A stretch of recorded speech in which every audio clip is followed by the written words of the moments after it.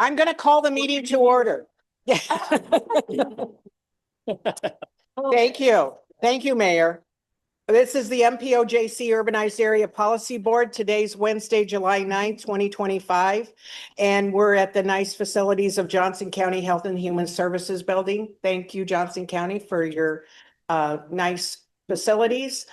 And we recognize alternates first. Yeah, we've got Eric Sittig here for Brian Wason of North Liberty, and I believe that is all.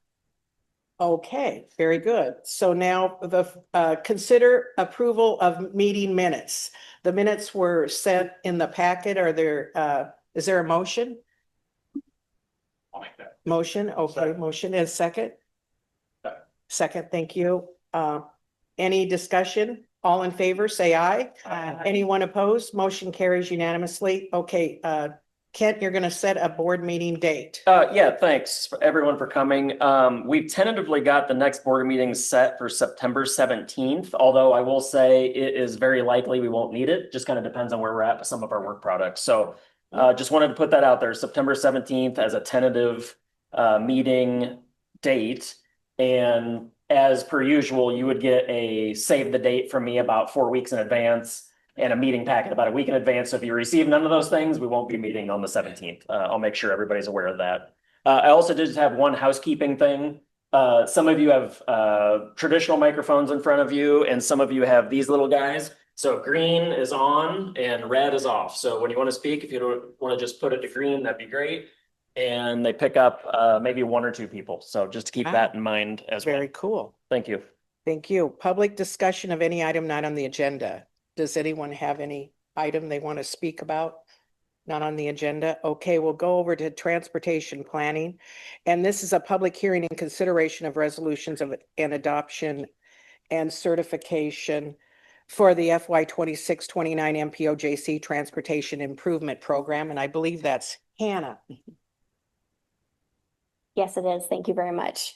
Good afternoon, Hannah Neal, Associate Transportation Planner.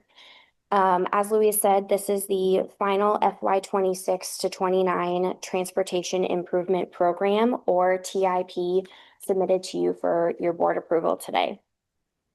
The TIP is the programming document for all surface transportation projects that receive state or federal funds, including street and highway, transit, rail, bike, and PED projects in the Iowa City urbanized area. MPOJC submits the TIP annually to the Iowa DOT to document the status of local transportation projects using these state and federal funds. And to utilize these funds, projects must be in the TIP with an accurate scope and funding source. As a reminder, at your May meeting, you approved the draft TIP projects list. This included the transit apportionment, which you approved at your January meeting. MPOJC received almost $5 million in FY 24 FTA Section 5307 operating assistance funds. These funds were apportioned to all 3 of our transit agencies using a fixed percentage-based allocation based on historic average. I mentioned the following projects at your last meeting, but as a reminder, or in case anyone wasn't here last time, for the final FY 26-29 TIP, the Iowa DOT has added a new project in 2029, over $14 million in NHPP, or National Highway Performance Program funding, and just over $1 million in PRF funding for a culvert extension project along I-380 north of Swan Lake Road to north of County Road F12 120th Street.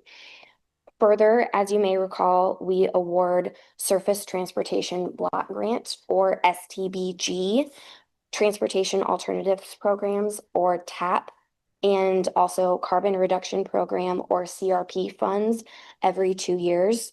At your March meeting, you awarded funding to 9 projects per the committees or the Transportation Technical Advisory Committee per their recommendation. And these projects include North Liberty and Coralville's Forever Green Road Extension Phase 2 project. It was awarded $838,084 in STBG funds and programmed in FY 29.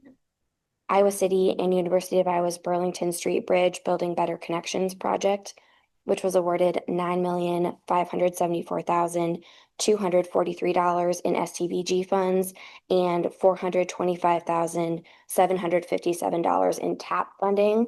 These are programmed in FY 2030. And because these projects are programmed for FY 2030, they are not included in this TIP because this TIP only goes to FY 29. They will be included in next year's document. Moving on, project number 3, Iowa City's North Dodge Street Improvements Pedestrian Facilities Project was awarded $565,372 in TAP funding, and that was programmed in FY 27. North Liberty's West Forever Green Road Trail Project from Covered Bridge Road to South Jasper Avenue was awarded $465,500 in TAP funding, programmed also in FY 27. Coralville's North Ridge Trail Reconstruction awarded $303,620 in TAP funding, programmed in 2028. Coralville's Iowa River Trail Connection Project awarded $347,750 in TAP funds, programmed in FY 29. University Heights Melrose Avenue Complete Streets Project awarded $750,000 in CRP funding, awarded in FY 2026. Coralville and Johnson County's Dubuque Street Northeast and Forever Green Road Roundabout Project awarded $612,209 in CRP funding, programmed also in FY 26. And North Liberty's Dubuque Street Improvement Phase 3 project to be programmed in 2030. This was awarded $1,715,000 in CRP funds. These are programmed in 2030. So again, you won't see this project in this, or these funds in this TIP. You'll see those in next year's. So moving on to the transit portion of the TIP, this mainly includes buses and equipment replacement, as well as funding for new transit facilities and or transit facility upgrades for all 3 of our transit agencies. Of note, Coralville has included 16 buses, 2 of which are light-duty electric expansion buses. Iowa City has included 26 buses, 2 of which are hybrid diesel battery electric buses, and 10 of which are heavy-duty electric replacement buses, including charging equipment. And CANBUS has included 17 buses, 6 of which are heavy-duty electric replacement buses. STBG, TAP, and CRP projects not completed in FY 25 are automatically rolled into FY 26. All Iowa DOT projects in our planning area are also included in the TIP, and all local projects will continue to be programmed and completed according to federal guidelines as they have in the past. In addition to these project lists, the TIP also includes project status reports. It identifies regionally significant projects, talks about the MPO's public input process, the MPO's project selection procedures for those STBG, TAP, and CRP projects, including the scoring criteria, fiscal constraint review of the TIP projects, financial analysis of the transit projects, and a statement regarding performance-based planning measures for highway safety, also pavement and bridge, freight reliability, transit asset management, and transit safety. The MPO published a TIP public hearing notice in the Gazette and the Press Citizen 30 days in advance of today's meeting. All agencies on the MPO's public input list were contacted, and public notice posters were placed on all fixed route buses regarding today's meeting. We did not receive any public comments regarding the TIP. However, there are a few changes to note since you approved the draft TIP in May. The FTA 5310 funding, which is the funding for enhanced mobility of seniors and individuals with disabilities, that allocation amount was reduced by 7.1% for each agency. We were, the previous numbers were based on estimates, and we have since gotten the final numbers. And so that's what we're working with now. The total project amount for Iowa City Transit and CANBUS transit facilities, those project amounts were updated to reflect current cost estimates. Federal funding has not changed. And finally, per DOT's request, a project for a bridge over Ralston Creek at the intersection of Kirkwood Avenue and South Dubuque Street was included. This project total is $3.7 million with approximately $2.9 million in grant funding. This is an illustrative project, which is included in the TIP, again, per DOT's request, as part of their doing a grant application for competitive highway bridge project funds. So those are the three changes to note. Staff is requesting approval of the final FY 26 to 29 TIP. We will submit the final document to the Iowa DOT, FTA, FHWA by July 15th. And I can take any questions at this time. Yeah, I was going to jump in quick too. So I think everybody understands that our last meeting, you all saw the actual projects list. This meeting, you're seeing the entire TIP as it is before you and as Hannah described it. This is a heavy lift for us, just getting through this and getting it done. And of course, the purpose of which is to make sure all of your projects that have programmed funds are in the correct year and they all align the way they're supposed to. Supervisor Sullivan and I actually had a conversation a little bit before the meeting, and the question was asked, how certain or what assurances do we have that these funds are actually available? Sort of the short answer is for the infrastructure projects, those projects that are programmed in 26 are, I would say, 99% certain, and those funds are in our bank account, right? For all of the projects in what we would call an out year, right, 27, 28, and 29, which are covered by the TIP, they are really not certain funds. I mean, with the way our government's operating today and some of the uncertainty we have, it's a little bit different now, right? So in past years, and as Supervisor Sullivan and I discussed, I mean, this has really never been an issue, right? The question of whether the funds would be there at the appropriate time really, I mean, I'm sure it was asked, but it really wasn't a concern. I'd say it's slightly more concerning than it used to be, just given the government that we're working with today. But at the same time, I've not received anything from the DOT or the Federal Highway Administration that would lead me to believe they won't be available. Certainly, we'd be some of the first to know. So I feel fairly certain that the funding will be there. Just, it was a good question. I thought it was worth answering publicly. The other thing I would say is, and most of you in the room probably know this, transportation legislation is one of the things that usually Republicans and Democrats can both agree on because we all need it. It's really not a partisan type piece of legislation. So my understanding of it is that piece of legislation is probably the easiest to pass and agree on more than almost any other piece. So I feel fairly certain the funds will be available. Of course, the pitfall in this is your respective communities may be moving on with design for some of these funds for these projects, as you should be, only to find out, maybe in 2 or 3 years, those funds aren't available. I mean, that's really the pitfall here. And you might have expended some design dollars that you might have otherwise not done had it not been for the grant funding that you expect. So anyway, of course, you'll all be the first to know if we hear anything different from our federal partners, but we are good with at least our funding for 2026.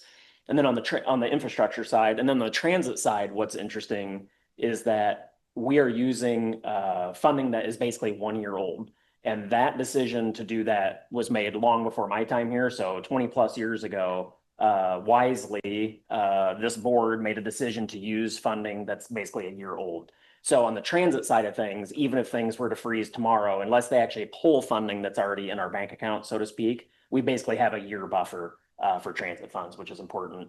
Obviously, infrastructure is important, but transit funds primarily go towards operations, and to be able to maintain your budget for operations is a little bit different. So that we have a little bit more of a safeguard there. Speaking of the budget, one of the programs was a 7% reduction. I don't know if you could speak to that. Yeah, so what happens is all of our, and this is the same, so that was on the transit side.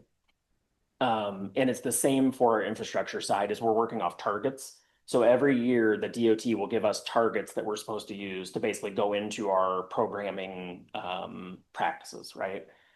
What happens later then is when the government actually reconciles those numbers and figures out exactly how much is going to be available. Typically it's close. This year it was a reduction of about 7% on the transit side, okay. But that was only for one small pool of funding too.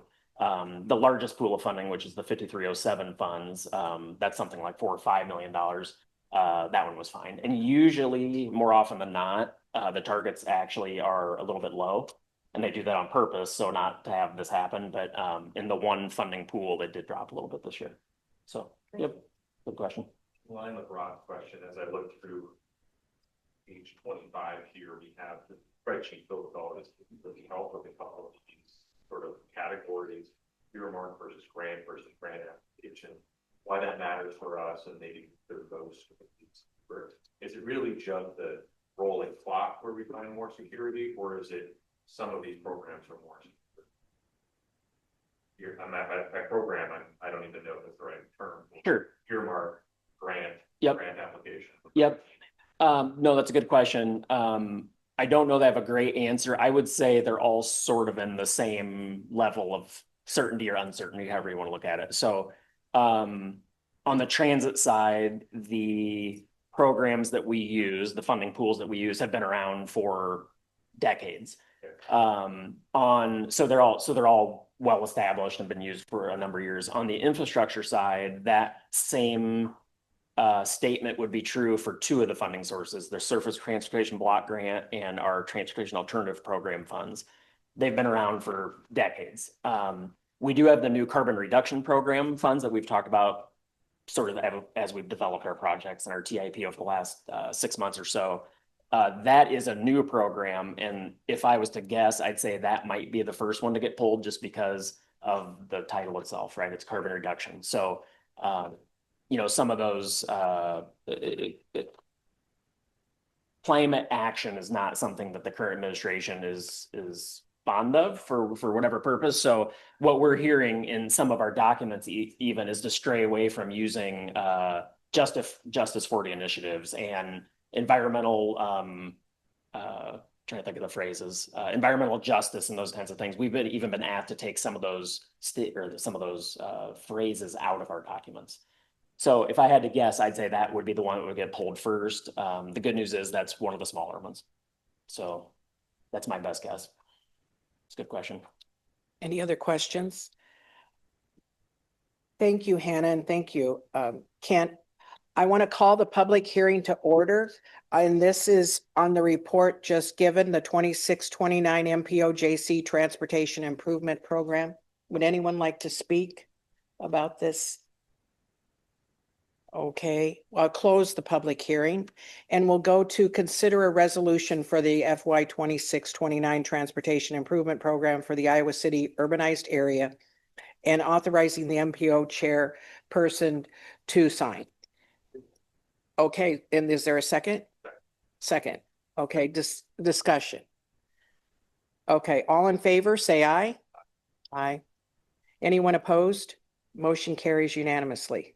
Thank you. And then we'll go to the next one, which is 3-4. Consider a resolution certifying compliance with the federal requirements for conducting the urban transportation planning process in the Iowa City urbanized area.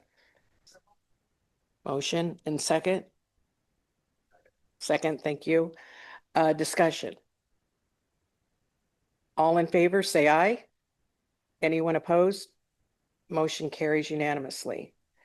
So we're done with that business and we're going to go to the presentation on the development of the safe streets and roads. And they're here on the monitor, right, Kent? Yeah, so this is a little unusual for us. We don't normally have sort of hybrid approach for presentations, but with us today are our consultants that have been hired to work on the Safe Streets and Roads for All safety action plan. So we've come to you a number of times and we had reported that we'd receive funds and that we were working on this. Well, now we are working on this. We were able to hire HDR and we're very happy about that. And I will let HDR folks introduce themselves and they've got maybe a 20-30 minute presentation to give you on what that all means and what they're going to be looking to the board for in the future. Thanks, Kent. Hi, and I appreciate your flexibility in having a hybrid meeting for us. I am going to try to share my screen. And I'm working on one monitor, so makes it a little bit more tricky. All right. Are you seeing my screen? Are you also seeing like the Zoom stuff? Yep, so we can see you, Mindy, your face, and then we can see the screen just great, and we can hear you well as well. Okay. Okay, good. So our agenda today, like Kent said, is about 20-25 minutes or so. I'm gonna give some background on the Comprehensive Safety Action Plan and the SS4A requirements. We're also going to talk about the safe system approach. Kristen is here to talk about our public involvement, and also then we have our schedule. So you guys already know Kent and Sarah, I'm sure. I'm Mindy. I am the project manager for this project, so I'll be kind of the main contact person throughout the process. I am an active transportation planner, so I do a lot of biking and walking planning work as well as safety planning work, because people walking and biking are vulnerable road users, so they always become a strong part of safety action planning. So I've worked on vulnerable road user safety assessments for state DOTs and a few of these safety action plans as well. And I'll let Kristen introduce herself. Yeah. Hi, everyone. Hopefully you can hear me all right. My name is Kristen Veldhaus. I'm with HDR. I've been with HDR for 10 years in strategic communications. Doing public and stakeholder engagement for transportation planning projects all that time. Nice to meet everyone. So first of all, what is a SS4A safety action plan? So we throw around these acronyms a lot. So SS4A is Safe Streets and Roads for All. That is the funding program that you receive the grant funds for.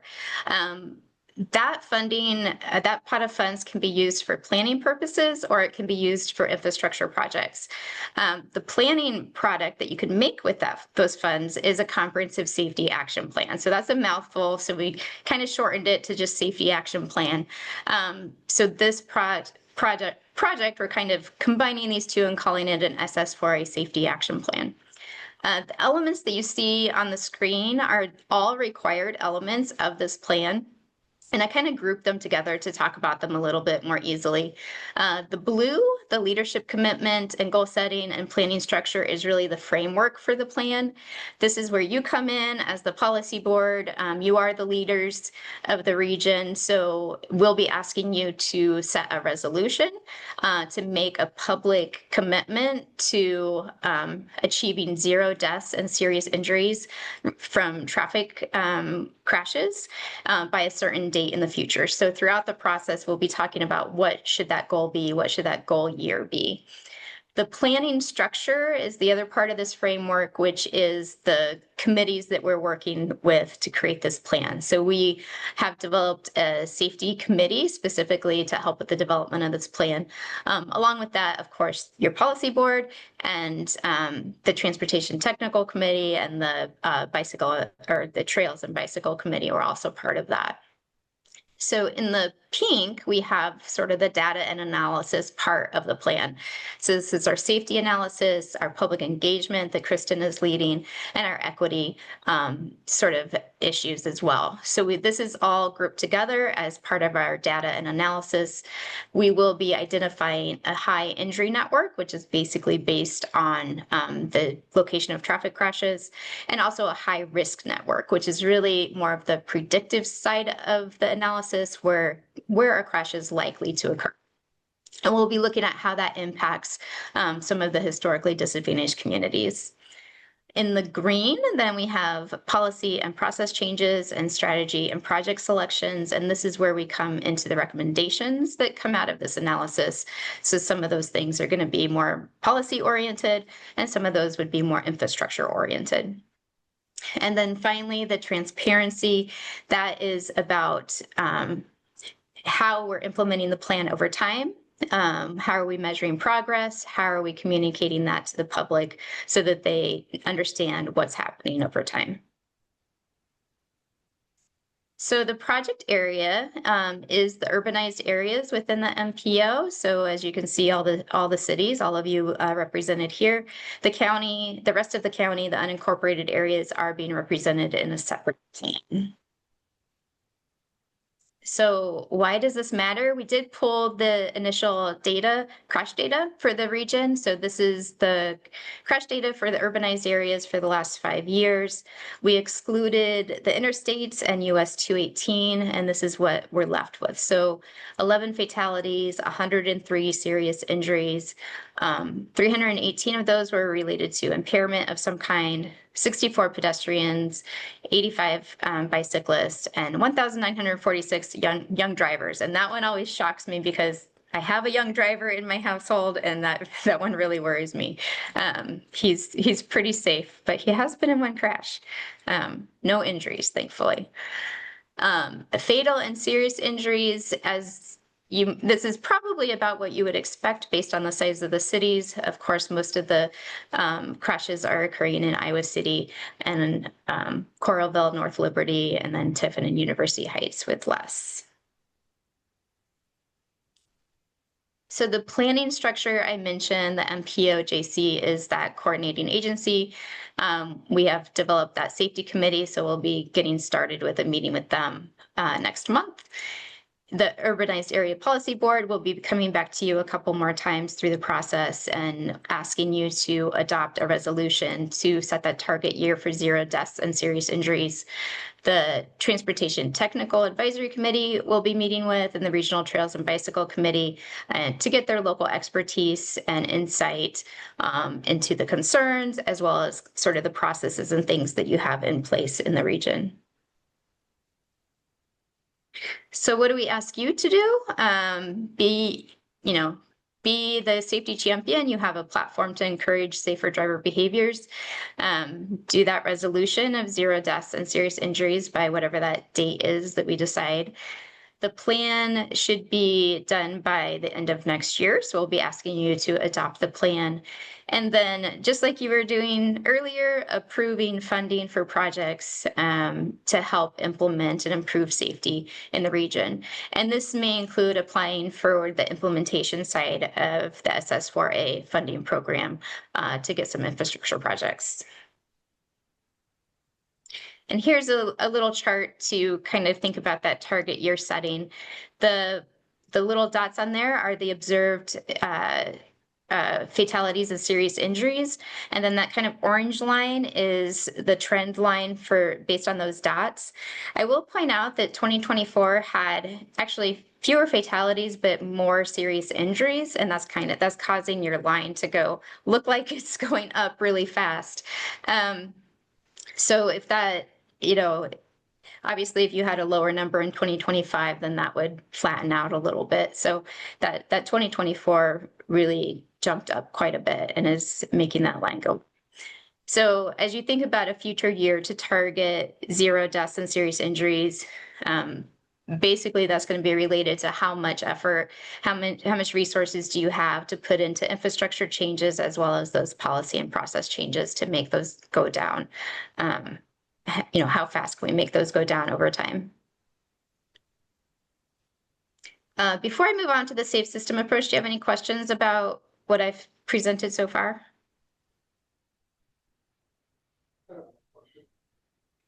Where does the young driver age stop as far as how old? Sorry, I'm afraid I can't hear that. I don't know if you have a microphone. Molly, you can even and Royce needs to be green. Just hook buttons. Okay. Yeah, my question was for young driver crashes, what is that age limit? Where does that stop as far as their age? I'd have to double check on that one. I'm not sure if that one is under like 18 or if it's in the low 20s. I'll have to double check that and get back to you.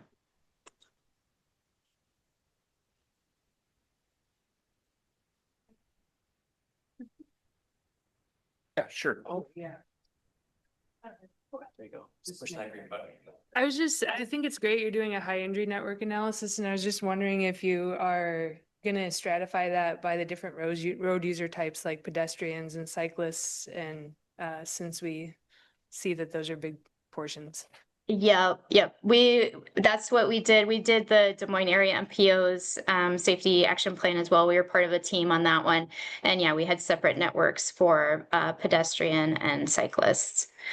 It might be a little difficult with such low numbers of them. So we'll work with our data analysis team and see if that's possible. But sometimes it's hard to say when the numbers are not super high.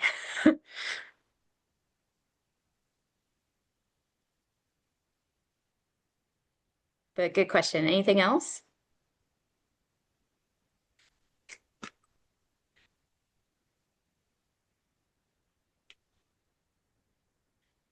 Okay. I will move on to the safe system approach and talk about this a little bit. So basically the safe system approach is the Federal Highway Administration's guiding paradigm to traffic safety. So on the outside of this ring, we have the safe system approach principles. Basically, humans make mistakes. Humans are vulnerable, meaning our physical bodies are vulnerable. Like if we get hit, we're not protected by the same way that we are when we're in a vehicle. Responsibility is shared. So we have responsibility as users of the system, but we also have a responsibility as designers and maintainers of the system as well. Safety is proactive. So we look at that high injury network, but also the high risk network at where crashes are likely to occur. And redundancy is crucial. So everything that you see on the inside of this circle are the elements of the safe system approach, and they are meant to be redundant so that if one thing fails, there's something else to help prevent that death or serious injury. So our plan focuses a lot on safer speeds and safer roads because that's where we have a lot of influence. We also have some influence in safer people and encouraging behavior change. In fact, in West Des Moines, they just recently initiated a slow down in town sort of campaign to get people to just drive slower and take it slower when they're driving around to help influence that behavior change. We don't have quite as much influence in safer vehicles, but we can think about connected and autonomous vehicles and how that might impact our traffic safety on our roads. And then, of course, post-crash care, which is our emergency response. So what are we doing to make it easier for that post-crash care to get there when the other parts of the system do not prevent that crash?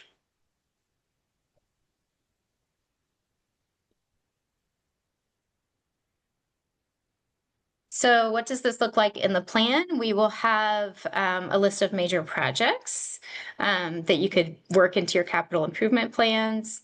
We'll have some systemic projects. So that could be some more low cost types of countermeasures. So that's things like high visibility crosswalks or retroreflective backplates on signals, some of the simpler things that you can do without completely reconstructing a road. And then some of that policy strategy. So how can we prevent some of the crashes through behavior modification and just implementing best practices in maintenance and operations type of things. So here are some examples of some of those things. These are all part of the Federal Highway Administration's proven safety countermeasures. So speed management is a huge contributing factor to the severity of crashes. So setting appropriate speed limits for the road users, the option of variable speed limits and speed safety cameras all come into play. As I mentioned, people biking and walking are vulnerable road users, so there's a focus on non-motorist safety, having facilities available for them, separating them in time and space from motorized vehicles. And road diets is listed here, but I did want to point out that road diets are for non-motorist safety because they provide space to add bike lanes or add sidewalks, but they also are a huge improvement in vehicular safety because they reduce conflict points. So I wanted to point out that those are not only for biking and walking, but also a proven improvement for vehicular safety as well. Intersections, of course, have conflict points as designed. So we try to improve those by providing, dedicated lanes for turning, having maybe leading pedestrian intervals, things that you can do to separate that time and space for the users in the intersection. Roadway departure, this kind of lends itself more to rural areas because some of this is like when you're on the curve, out on a country road, are you gonna, be able to see that curve as you approach it? Having rumble strips on the edges, having visible painted lines on the edges of roads to help prevent roadway departure. And then some of these things that really just help across the board. So lighting, of course, is super important for people walking. A lot of pedestrian crashes happen in low light conditions. Pavement friction management to help, so vehicles aren't sliding out of control in wet or icy conditions. Local road safety plans and road safety audits are kind of more on that policy and process side. So what are we doing to work together to identify what those safety concerns are on a particular corridor or, in a particular area? So before I hand it over to Kristen, do you have any questions about the safe system approach or any of those proven safety countermeasures?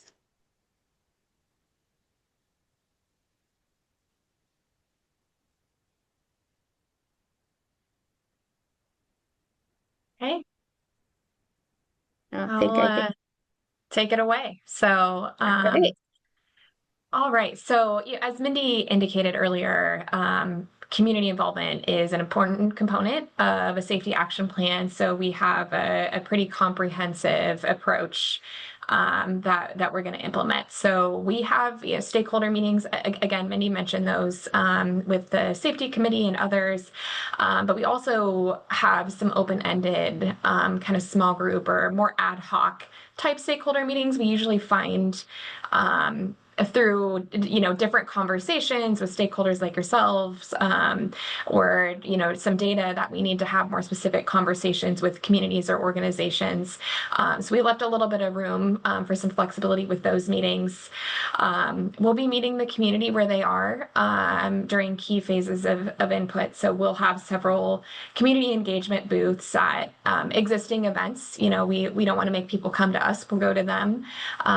We've outlined some in the engagement plan, potentially the Iowa City Latino Festival, the Family Health and Wellness Fair in North Liberty, events like that have that built-in audience and foot traffic. We will have a public survey that is typically open for the duration of the project, although we push it hard during the initial phases of the project, just because in that survey we'll be asking community members to identify areas of safety concerns, multimodal issues, not just vehicle, but pedestrian and bicycle, et cetera, as that. So as I said, it's really important to get that information kind of in that data collection phase, but it'll be open for the entirety of the project. Of course, we'll have web information available for people to go back to throughout this project, and then, even beyond, we'll have that final plan up there. And then lastly, representing all community members is important. So, we'll have translated information on outreach. We'll be translating handouts. We'll have interpreters available at events. And then additionally, 508 materials, that's ADA accessibility. We remediate our documents, our public-facing documents for accessibility, so that members of the community can read and access it regardless of their ability. So I'll stop. And does anyone have any questions for me?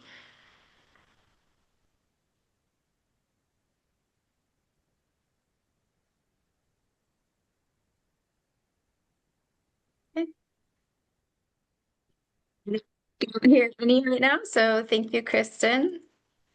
And our last slide is really just the schedule. So Kristen just reviewed some of the engagement activities, which you can kind of, this purplish color on this slide where it has engagement booths, public survey, stakeholder committee meetings, open houses, are all part of those engagement activities that Kristen was describing.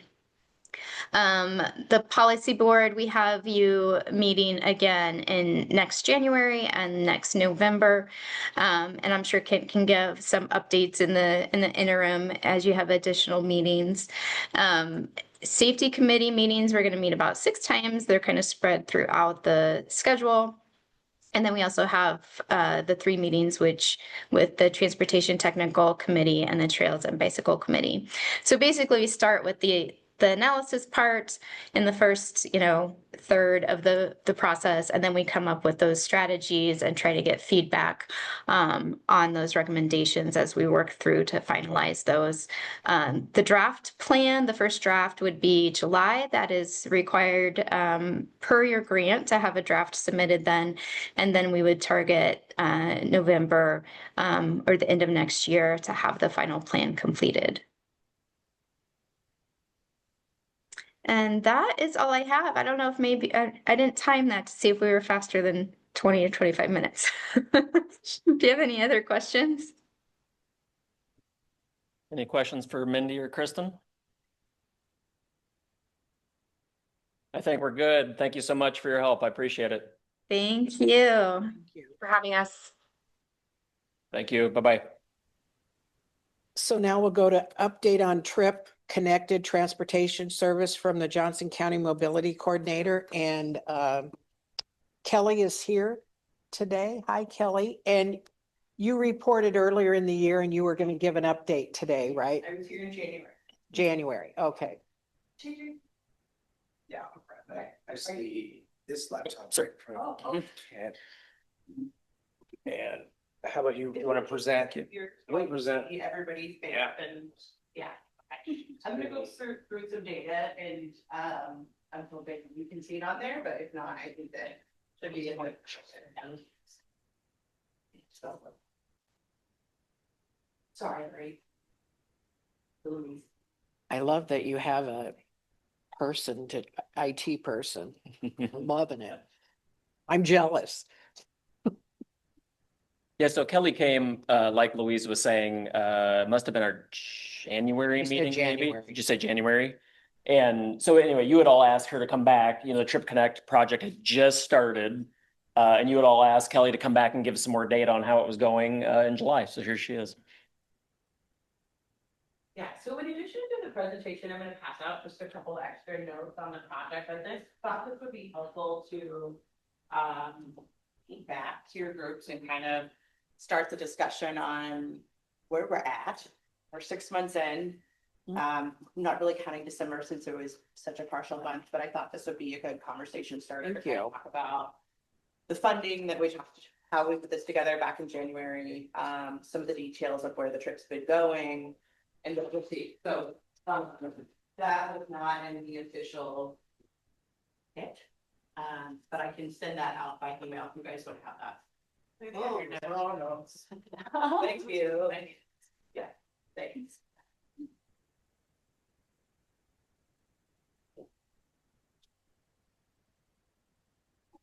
Almost there.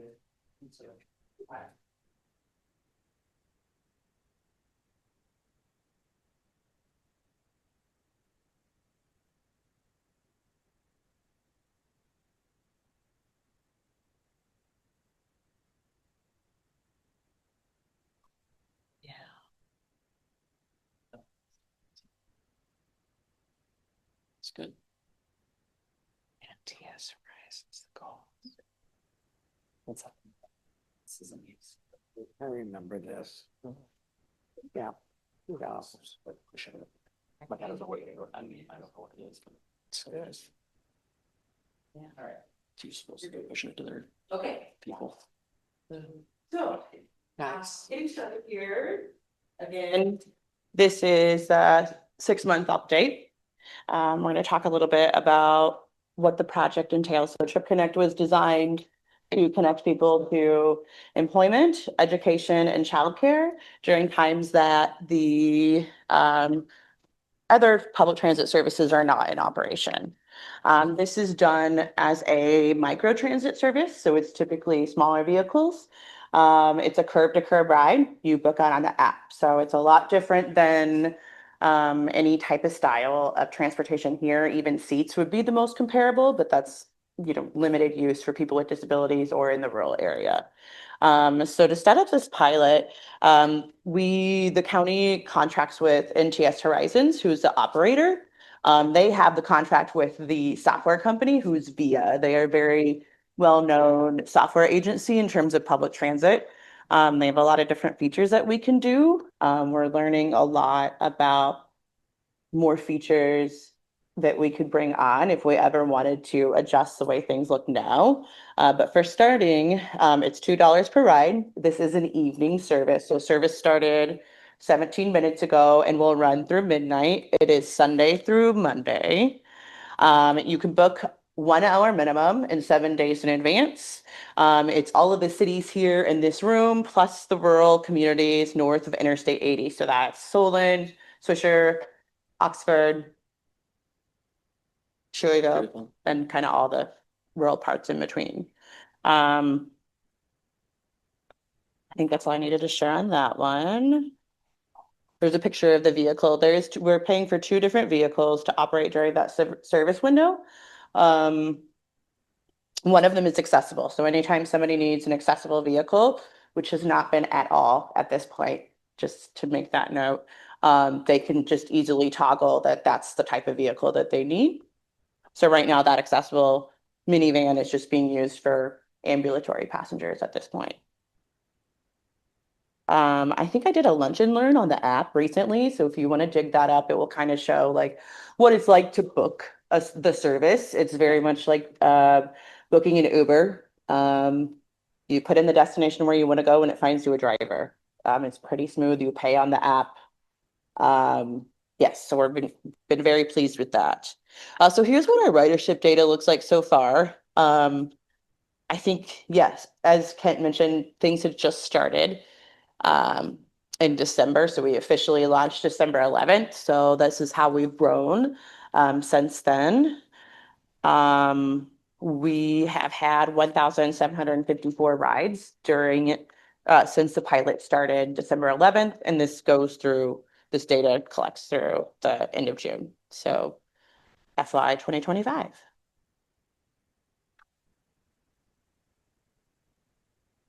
Okay. When you book a trip, you're asked to disclose your travel purpose. We have 4 different categories. So our categories are employment, which is the vast majority of people riding. You can also use it for education. Childcare has been highly underutilized, so please talk to your folks about how this could connect them to childcare, but it has been underutilized. It is an option. And then other is steadily growing just a little bit. To stay true to public transit, we have the other option. That way our service is open to anybody that needs to use it. So there's just been a little bit of an incline each month on that other category. On the right-hand side in the yellow, you can see how quickly people are booking. This has been really interesting because you can see that more than half of the ridership are booking the day that they need it. So they really like that on-demand feature. And I have my little thing in the way here. I guess I'll look at that. But 40% of our ridership is booking 3 hours or less. So that is very telling for us. People like to book when they need it, which is, again, very similar to like a rideshare, Uber or Lyft, where you're like, okay, I need my ride now. So let's go ahead and take that. Okay, so I apologize, this little part there that overlapped, but where are people going? So we've had very little rural trips. I think they will display on the next slide, but so looking at trips that have started in Coralville, and there will be on the handout that I passed to you, there will also be a table that will kind of sort out where these destinations are going. And Louise, I have to apologize.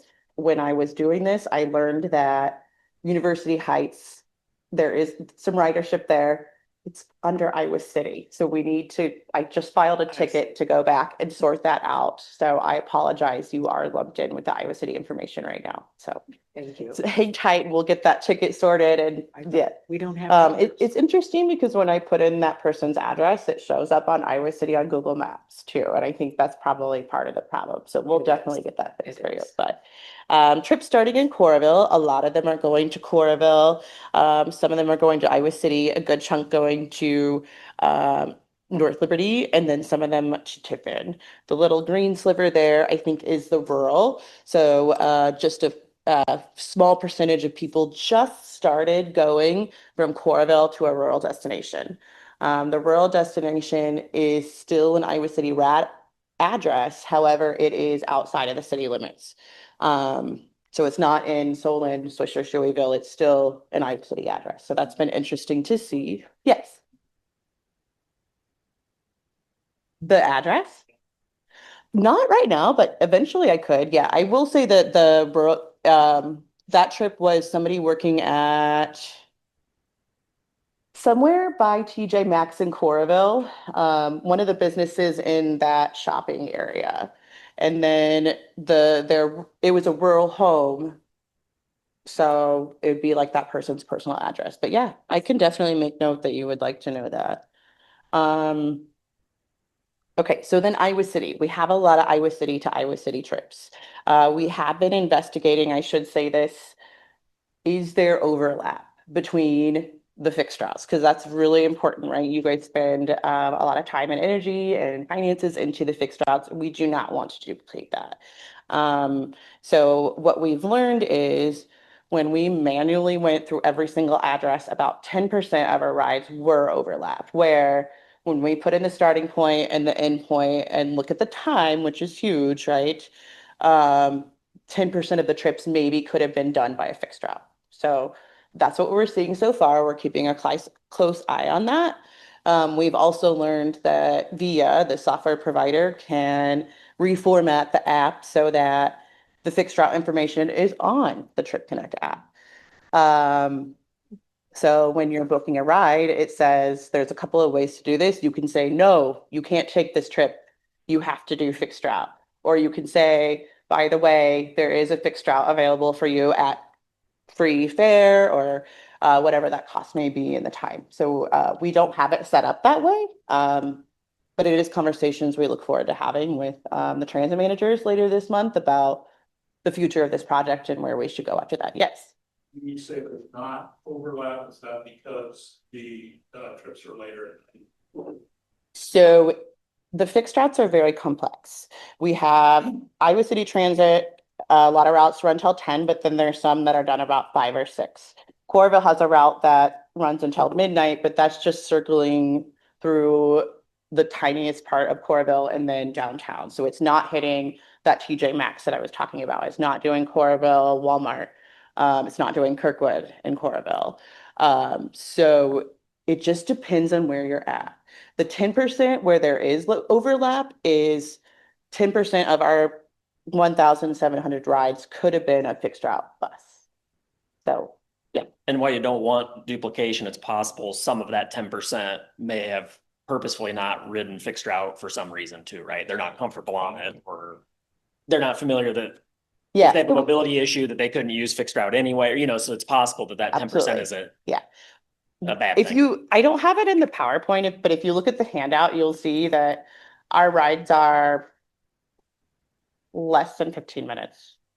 They are 5 miles, I think is what I have noted on there. So they're quick, they're fast. It's $2. So, that's just something to look at. And I should say that, when we built this, there wasn't anything, we didn't know what we were getting into. So this is how it's come out. And this is why I'm here in front of you today to talk about how it's been going. But I will say that we are seeing some specific people that are riding on a regular basis. So like, even though they may be in Iowa City to the Iowa City trip, one of them works at North Dodge Hy-Vee. Well, the North Dodge route is done around 6 p.m. So if you're working past 6 p.m. at Hy-Vee, this is what your solution is. So I'll let you digest these numbers. Is our Tiffin representative here? City of Tiffin here? No. Okay, that's okay. There's been rides starting in Tiffin. Majority of them are going to Kirkwood and Coralville, but a handful of them are going to Iowa City. So that's what we're seeing so far. Yeah, so that's it on the city to city data. We are also very closely monitoring, is this operating at the right time of the day? And from looking at that pie on the left-hand side, it's mostly even spread. There's nothing that's extremely outspoken in terms of, okay, this time there's no service. So we are seeing very consistent ridership. When you break that out by day, so that would be the graph on the right-hand side, I specifically remember being here in January with, not even a full month of data and saying Sundays have been busy. You can see here that Sunday is the slowest day. There's Thursday nights tend to be more busier. But overall, there's no major differences between each of the days of service. So that's been helpful to look at. Talk a little bit about, like, how often are these buses not operating, or are they constantly moving? Yeah. And then follow up, that would be, what is the cost per ride? I know it's bought Yeah. $2 I gotta grab, the operation. yeah, so I did write the, Operational. Yeah. 127. okay. So that was something that I calculated after I submitted this, and so we pay $93.25 per hour per vehicle. So since we're running 2 vehicles per hour, $127 per ride at this point. I also think I put on there 21% of the trips have had more than one passenger on board. So we are seeing some pooled trips, which is nice. And I would mention too, Josh, that I could be wrong about this, but I think that would be comparable to seat service. And Hannah, that's about right? Somewhere between 90 and maybe 120, depending on the year. So that's relatively close to seats service costs. Yeah, so we're happy to see that.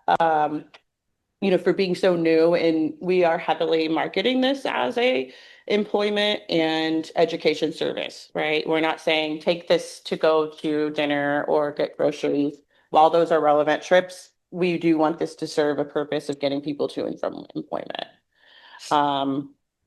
So back to that.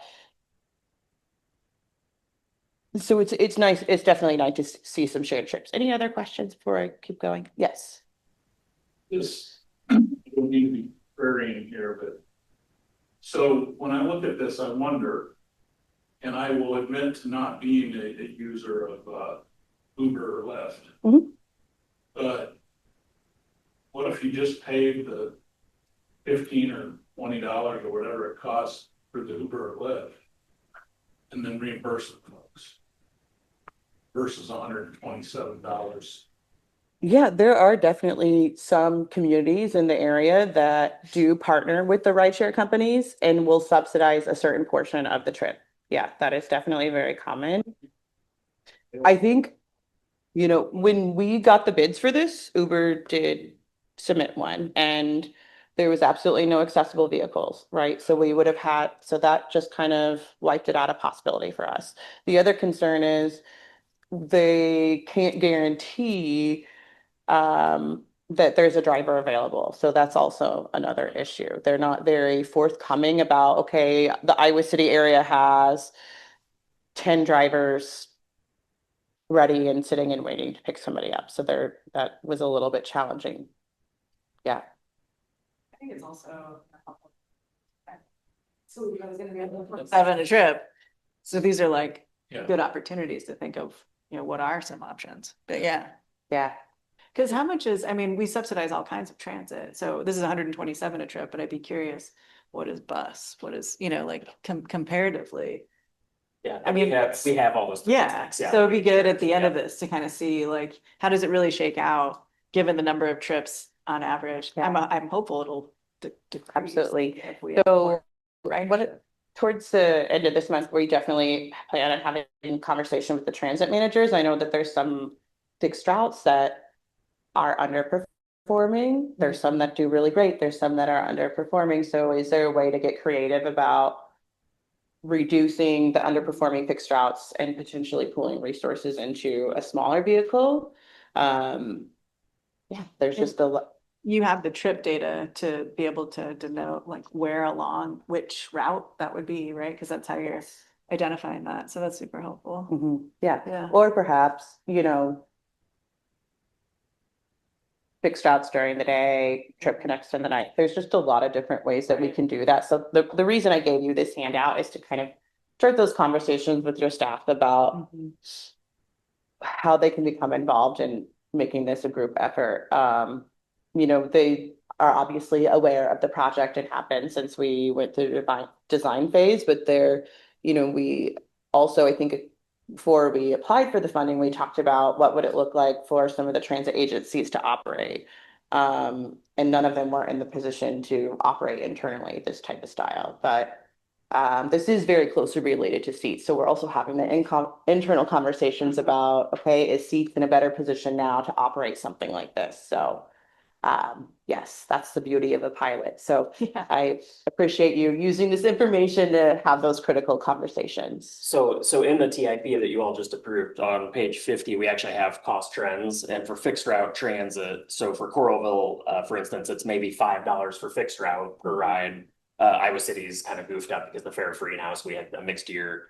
And of course, CAM bus is cheaper because they're able to pack more kids on. They have a more condensed route. Theirs is like $2 a ride, a little bit less than that. So, but as I mentioned, I think seats is up around $100 a Yeah, I ride, was give or gonna take, say, depending on the year. That's So more closely. probably bundled. comparable. Yeah. Mhm.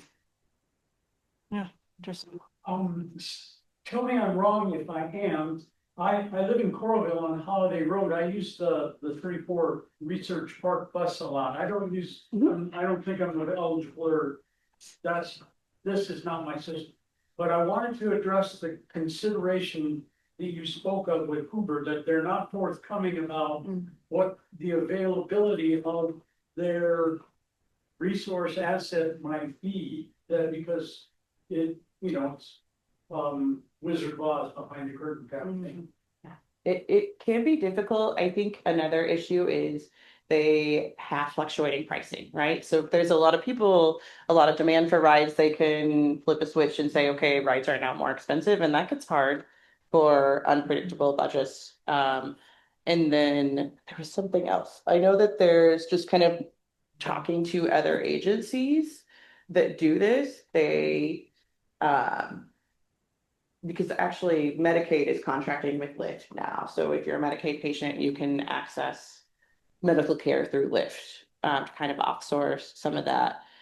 They're not always forthcoming with the data either. So it's not open and transparent as a government agency would be. And more importantly, when we were going through the design phase for this project, we sat down face to face with job seekers. And I specifically remember a woman using a wheelchair that was working at Oak Knoll that started a shift. It was an early shift at 6 a.m. And she would tell me she couldn't find an Uber. So, we just didn't want to support that. So that's how we got there. Thank you. Yeah, thank you. Okay, so we'll keep going here. That's the end, actually. That's helpful. Okay, so I got the NTS phone number up here. A couple other notes I want to point out. We have the finances here on that handout. And then on the last page, I have to give a shout out to Angela, the top 10 locations. Where are people going?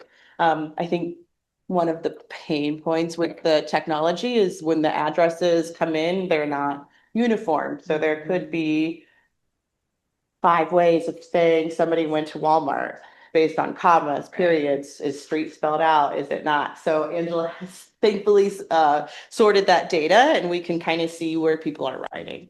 And I think this is particularly helpful because when we're looking at who we're supporting with this project, these are not high income passengers, right? There's a lot of retail there is a lot of food industry and then hotels on this.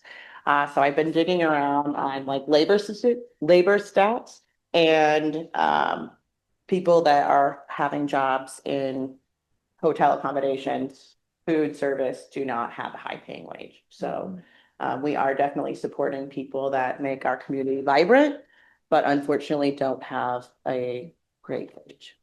So that was sharing the location data with those players, because they would be potential owners or funders. Yes. When does that conversation start? So we just got this today, so we haven't really had any conversations yet. Number one on the list is Kirkwood Community College.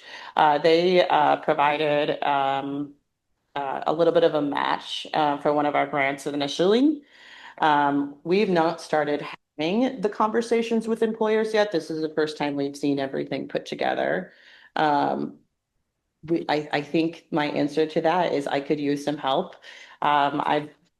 I think that's also another internal conversation that the county's having is, what I'm hired to do is help connect people to the resources. I am not a business consultant or have a sales background, but I'm doing the best I can to get this project going. So I think I could use some support on that. Yeah. And Kelly, you did a fantastic job at the outset of this. Actually, the forums that you hosted were a lot of businesses coming together and saying, we need some buy-in here. I'm really excited to see Kirkwood at the top of the list, honestly. Yes. Because that's huge. We've talked about that for some time. How do we get their buy-in on this? So yeah, thank you for the top 10, because that is really. You're welcome. And that's really interesting too. They just started another session of classes, and the Kirkwood campus, if you're familiar, is in Coralville, but it's on a campus route. So that campus route, it's like 6:37. So if you take a night class there, you don't have a way back. So it's just, it's definitely a group conversation to kind of talk about. I think from my perspective as a mobility coordinator, often people are riding from one community to another, and it can be challenging for them to understand that there's different fare system, right? Yeah. Okay, when you're on the blue bus, you have to have the fare prepared. When you're on a red bus or a yellow bus, it's free. So I think that this is a way for us to kind of work together and look at that. Yes. I would say when it's time to approach these places, we should probably utilize our city managers. Yeah. And if a business is in that city, they probably have relationships. And before we go, just say, would you like to go with us? Would you like to do it yourself? Yes. Would you like to assign a person? Because I think they probably have better relationships than. I think that's a really wonderful idea. If anybody's familiar with the DART system in Des Moines, they have like a whole team working on business partnerships, and they'll basically sit down and negotiate. Okay, you want the route to expand to your business? This is how much it costs to operate that route. Where can you buy into that? So, yeah. And 5 out of 5 stars. I mean, that's great. Yeah. Kelly, have you been surprised or did the speak think so. No. I get so many phone calls from somebody saying, I live here and work here and want to get to North Liberty. Even at the beginning of this, it was really hard to decide, okay, we have this much money, we can't do it all. One of the places we would love to grow is early morning, or just having daytime access to North Liberty. I think that Seats is shared. They're getting a lot of calls that people are complaining about being a paratransit rider and having limited access to North Liberty during the day to get to Steinler or to the new university facility. So I think that there's still a lot of gaps yet. But it is nice to see this starting to fill some gaps. Yeah. Thank you. Any other questions? Thanks, Kelly. Thank you so much. Great. Okay, so now we'll go to other business. Is there any other business? I just want to mention one thing. you. Royce, you had asked the question about young drivers to Mindy with HDR. She phoned a friend. It's 14 to 20. So basically 20 and under would be included in that. 7-year-old drivers. Yeah, right. Thank you, Kent. Any other business than that? Is there a motion for adjournment? Second? Thank you. All in favor, say aye. Motion carried unanimously. Thank you. Thank you, everyone.